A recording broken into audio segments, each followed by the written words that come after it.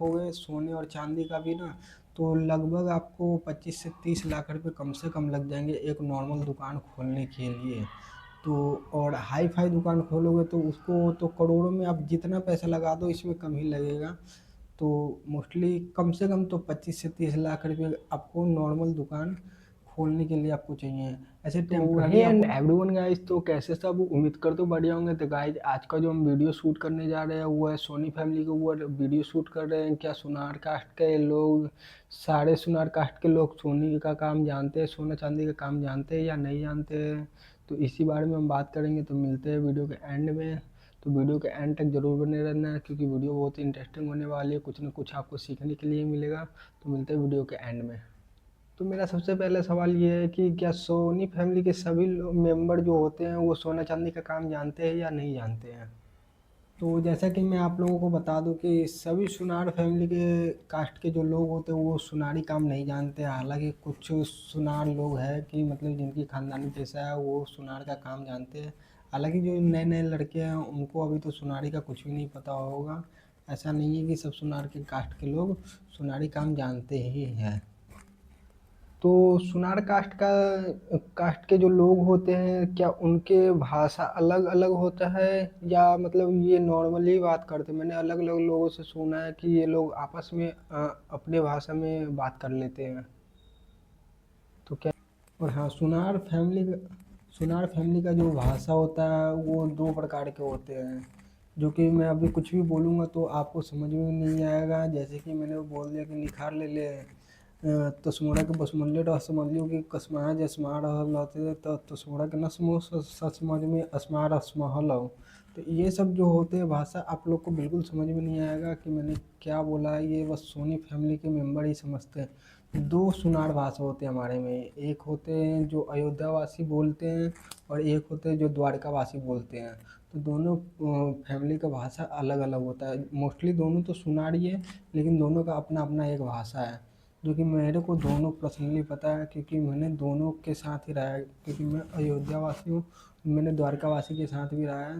तो उन्होंने मेरे को ये भाषा सिखाया और मेरा वाला भाषा अयोध्यावासी वाले ही जानते हैं ज़्यादातर। तो हालांकि सुनने में तो ये भी आया है कि सुनार अपने व्यापार में मतलब अपने माँ का भी नहीं सगा होते हैं।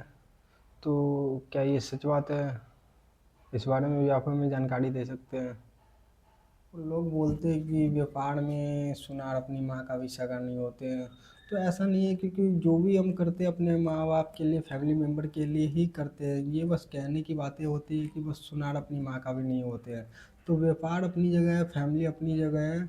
दोनों को एक साथ में नहीं रख सकते, क्योंकि माँ के लिए ही सब बंदे सब कुछ करते हैं। माँ बाप के लिए करते हैं, अपनी फैमिली के लिए करते हैं, दूसरे के लिए कुछ नहीं करते हैं। तो ये बस कहने की बातें हैं, इन पे ध्यान ना दें आप लोग। तो मोस्टली सुनार में भी मतलब 7-8 किस्म के सुनार होते हैं।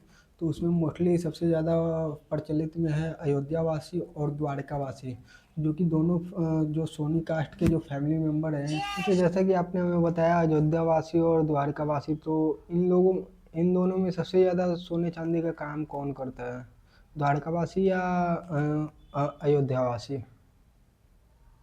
हालांकि तो और भी होते हैं लेकिन ये दोनों पॉपुलर है, तो इनके बारे में थोड़ा सा आप हमें डिटेल में बता दें। सोना चांदी और बर्तन का व्यापार करते हैं। तो अयोध्यावासी होते हैं जो, वो द्वारकावासी से ऊपर की कैटेगरी में आते हैं और द्वारकावासी थोड़े से नीचे में आते हैं, क्योंकि वो बर्तन वगैरह बेचते हैं। और अयोध्यावासी जो है वो मोस्टली सोना चांदी के लिए ही बने हुए हैं।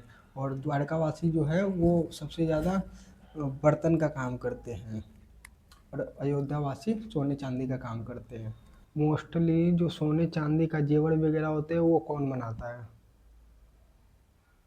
आप लोग खुद बनाते हैं या कहीं और से बनवा के लेके आते हैं? अच्छा, हालांकि वो भी सुनारी होते हैं। वो कौन से सुनार होते हैं, अयोध्यावासी या द्वारकावासी? क्या बोलते हैं, सबसे ज़्यादा जो होता है वो कारीगर हमारा जेवर बनाता है। मोस्टली सब सुनार ही होते हैं, ज़्यादा करके अभी बंगाली आ गए हुए हैं, बंगाली और मुस्लिम भी काफ़ी ऐसे हैं जो एक साथ रहते रहते सीख जाते हैं और वो भी सुनार का काम करने लगते हैं। अभी बंगाल में आप जाओगे तो मोस्टली सबसे ज़्यादा मुस्लिम लोग ही काम करते हैं। ये सोने चांदी का जो व्यापार है वो ज़्यादा करके मुस्लिम लोग कर रहे हैं, क्योंकि वो लोग सीख चुके हैं सुनार के साथ रहते रहते। तो सुनार फैमिली के हमारे जो भी मेंबर है वो लोग सिखा देते हैं इन लोगों को।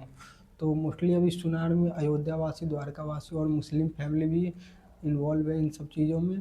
तो यही लोग जो है अभी जेवर वगैरह बनाते हैं। ज़्यादा करके बंगाली और बिहार के लोग जो होते हैं वही लोग बनाते हैं जेवर। तो हालांकि मैंने कितनी बार सुना है कि सोना या चांदी, हम पुराना सोना और चांदी मतलब दुकान में ले जाते हैं साफ कराने के लिए, तो बहुत लोग बोलते हैं कि सोना और चांदी को निकाल लेते हैं सुनार साफ करते वक्त। क्या ये सच बात है या गलत बात है? ये भी आप हमें बता सकते हैं, ये भी आप हमें बता दीजिए, इसमें कितनी सच्चाई नहीं है। आप हमें बता रहे हैं कि आप लोग सोना चांदी के दुकान पे जाते हो सोना चांदी साफ कराने के लिए, तो आप लोग का सोना चांदी कम हो जाता है। तो ऐसा नहीं होता है। कुछ दुकानदार की वजह से सारे दुकानदार बदनाम होते हैं, क्योंकि सोने चांदी जब आप साफ कराने जाते हो जो आप उसमें गंदगी वगैरह होती है वही निकलता है, इसलिए वजन वगैरह कम हो जाता है। और हाँ, कुछ सुनार, ऐसा नहीं कह रहा कोई सब सुनार, कुछ सुनार जो होते हैं वो तेजाब लगाकर उसमें से निकाल भी लेते हैं। हालाँकि ज़्यादा करके तो मैंने नहीं देखा है, लेकिन कुछ दुकानदार जो ऐसे होते हैं जो लालची होते हैं वो ऐसा काम करते हैं। और आप जब भी जाए सोने चांदी के जेवर वगैरह साफ कराने, तो अपने भरोसेमंद दुकानदार के पास ही जाए, जिसके पास आपका भरोसा हो उसके पास ही आप अपने सोना और चांदी को साफ करवाने जाए, सबके पास ना जाए। जो गली मोहल्ले में घूमने आते हैं मोस्टली उनसे तो बिल्कुल ना करवाएं, क्योंकि वो लोग ही ऐसा काम करते हैं ज़्यादा करके।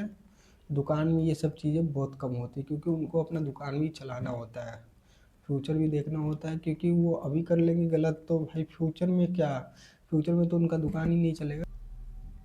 मतलब कुछ परसेंट लोग होते हैं जो ऐसा काम करते हैं, ऐसे हालांकि सब नहीं करते हैं।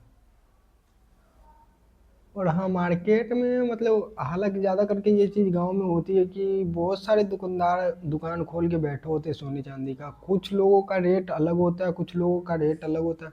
कुछ लोग उधार भी दे देते हैं, कुछ लोग तो बिल्कुल उधार नहीं देते। तो इसका मतलब ये ऐसा क्यों होता है, इसके बारे में आप हमें जानकारी दे दें। हमारे दर्शक जो देख रहे हैं उनको भी जानकारी मिलनी चाहिए ना इस बात का कि हालांकि क्यों नहीं देते कुछ लोग उधार, और क्यों कुछ लोग पूरी पूरी उधार दे देते हैं और सस्ते रेट में भी दे देते हैं। हालांकि सोना तो उनके घर पे नहीं बनता, क्योंकि वो भी तो खरीद के लेके आते हैं ना। और हाँ, बहुत से दुकानदार हैं जो कि रेट कम करके दे देते हैं अपना सामान। तो मोस्टली ये ज़्यादा करके गांव में होता है, शहर में एक ही रेट चलता है दुकानदार का। और गांव में होता है कि अलग अलग रेट चलता है। क्योंकि मैं आपको क्लियर बता दूं, क्योंकि जो दुकानदार आपको सस्ते रेट में देता है, क्योंकि उनके घर में भी नहीं बनता सोना, वो भी बनवा के लेके ही आते हैं। तो मोस्टली वो लोग कम परसेंट वाले सामान आपको देते हैं, इसलिए आपको सस्ता दे देते हैं और उधार भी छोड़ देते हैं। जो दुकानदार आपको रेट टू रेट दे रहा है तो वो दुकानदार आपको कभी गलत नहीं देगा, क्योंकि वो है, क्योंकि उनको लॉन्ग टाइम बिजनेस करना है। जो शॉर्ट टाइम सोच के आते हैं वो अपना पैसा बनाते हैं और निकल जाते हैं।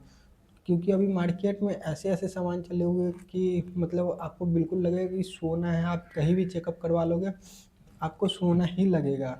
लेकिन बाद में जब आप रिटर्न बेचने जाओगे, जब उसे गलाया जाएगा, तब बाद में पता चलता है कि ये सोना नहीं है, बस 2-4% इसमें मिक्स सोना है। तो आप जब भी लो तो हालांकि आप अपने भरोसेमंद दुकानदार से ही लेना। कहीं से भी ले लोगे तो आपकी जिम्मेवारी है, आप बाद में जाके पछताने से अच्छा है कि आप कहीं अच्छे दुकानदार से लो सोना और कि चांदी। सुनार की दुकान खोलने के लिए मोस्टली कम से कम कितना बजट चाहिए, जो कि अगर जो कोई बंदा खोलना चाहे सोनी फैमिली का, तो जिनको आइडिया ना हो तो उनको थोड़ा सा आइडिया दे दो कि कितने पैसे लगते हैं हालांकि कोई दुकान खोलने के लिए सोनी फैमिली का। तो सोना और चांदी का दुकान खोलने के लिए सबका अलग अलग रेट होता है। आप किस लेवल पे खोलना चाहते हैं दुकानदार, तो मिनिमम आप कम से कम लेके चलो तो, और जो आप नॉर्मली गांव में भी दुकान खोलोगे, अगर जो आपका सारा सामान आपको रखना है, मतलब 2-2 3 दिन सेट भी आप रखोगे सोने और चांदी का भी ना, तो लगभग आपको 25 से 30 लाख रुपए कम से कम लग जाएंगे एक नॉर्मल दुकान खोलने के लिए। तो और हाई फाई दुकान खोलोगे तो उसको तो करोड़ों में, आप जितना पैसा लगा दो इसमें कम ही लगेगा। तो मोस्टली कम से कम तो 25 से 30 लाख रुपए आपको नॉर्मल दुकान खोलने के लिए आपको चाहिए। ऐसे टेम्पररी आपको खोलने के लिए तो आप बस दुकान में काउंटर रख लो, गद्दी बैठा लो और सामान दूसरे से ला के भी दे सकते हो। तो ये भी एक तरीके का व्यापार ही है, लेकिन उसमें 2-4 लाख रुपए खर्च होंगे, उससे ज़्यादा नहीं। अगर जो सारा सामान का आप खुद स्टॉक रखोगे तो कम से कम 25 से 30 लाख रुपए आपको चाहिए दुकान खोलने के लिए। तो फिलहाल आज का हम पॉडकास्ट यहीं पे समाप्त करते हैं। हालांकि बहुत सारे चीज़ें हैं बात करने के लिए, लेकिन वीडियो काफ़ी लंबी हो जाएगी, इसलिए हम वीडियो को यहीं पे एंड करते हैं। हालांकि आप लोगों को कोई भी डाउट हो तो आप हमें कमेंट बॉक्स में पूछ सकते हैं, मैं उनका पूरी जवाब दूंगा, पूरी प्रॉपर आपको समझा दूंगा। तो मिलते हालांकि मैंने जो आपको इन्फॉर्मेशन दिया कि आपको अच्छा लगे तो वीडियो को लाइक और चैनल को सब्सक्राइब ज़रूर करना। तो मिलते हैं नेक्स्ट वीडियो।